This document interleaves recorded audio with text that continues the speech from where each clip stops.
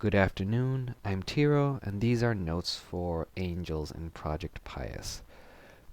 Basically, I'm having them work like summons, although this little session might produce something else.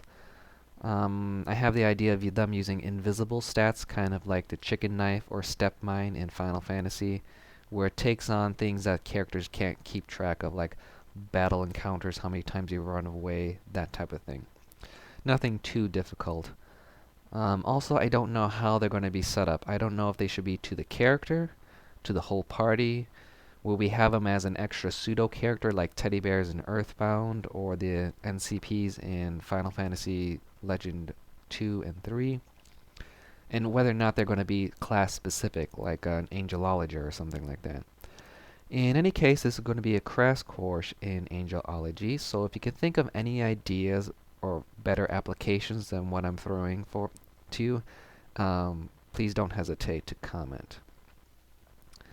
Okay, first, no Victorian cute angels that had everything censored, even table legs, because they were too scandalous. Also, no Bishis, in that we're going to use pretty human and angelic imagery to contrast their actual moral capabilities.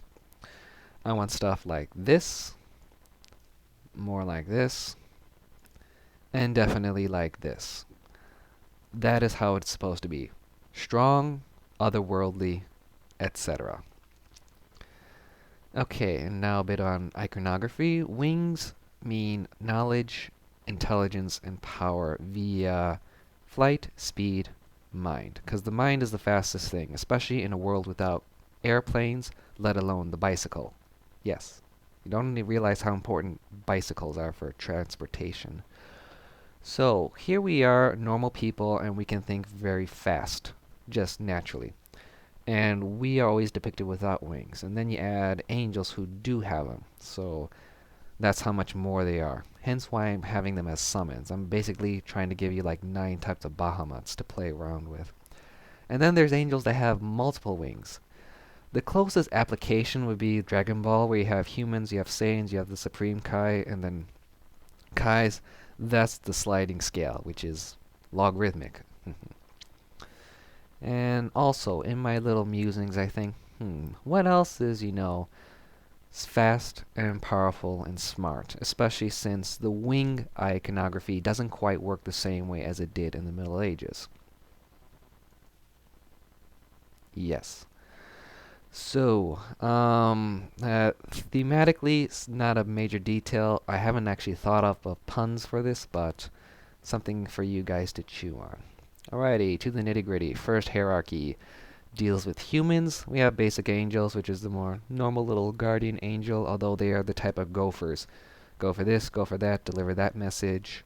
Maybe dealing with the item system. Archangels are the big three, and so I'm thinking maybe a randomization of healing, buffing, and attack. It's a la the Oracle prediction of Final Fantasy V Game Boy release. And then principalities. The only thing describing them is that they're over countries and kings and rulers. I don't know if that kind of seems to go for to be plot driven or oriented. I would like to avoid that, but I guess I would have to look up king or type of royal text and such to see what comes up. Second hierarchy deals with angels themselves or the universe. This is causing me the most trouble because they are the most abstract. Powers are easy. These are the ones that fight demons, so these are the cliche ones you usually think when you say spiritual warfare. Virtues, these are the ones that push the planets around in the Newtonian universe. That makes me think about dealing with maybe celestial star attacks, maybe meteor showers and stuff. In dealing with seasons, about how the planets move, maybe something based off of that. Dominions, the only thing they say is that they're in charge of power and virtues. So I'm thinking maybe at the universal scheme, they might have to deal with time and space. So maybe a time mage like Void or Comet. Yeah, basically this is kind of the hierarchy for time magic in Final Fantasy. And then third hierarchy should be first. Oh well. Deals directly with the man upstairs. Thrones are literally his throne, or at least, kind of Ark of the Covenant. This is where he's supposed to be. This reminds me of the game Narc, where law enforcement involves rocket launchers and running over people with Ferraris. So I'm thinking maybe chariot attacks or some type of judgment system. Maybe deal with hidden statistics about, how many times have you run away and how many times have the monsters run away, that type of deal. Balance in the white Magic the Gathering card. Cherubs deal with protection, but probably slightly more, so I'm thinking they're having like an actual damage absorb or reflection. They're also depicted with 4 heads, so maybe a quad elemental attack or maybe a random quad elemental thing. And seraphims, all they do is sing, but we all know how we can actually use music to affect.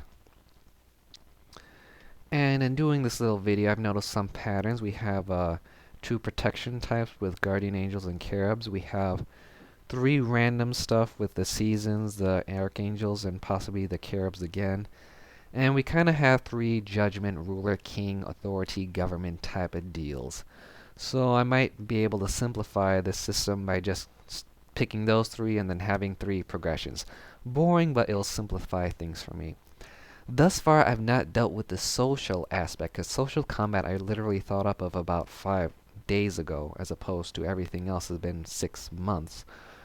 Also, I have not involved any plagues or its somewhat divine retribution.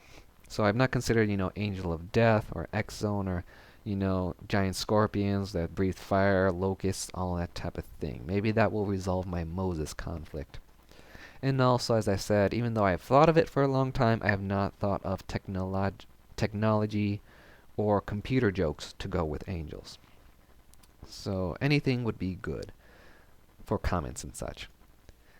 So, until next time, I'm Tiro, and have fun making games. See ya!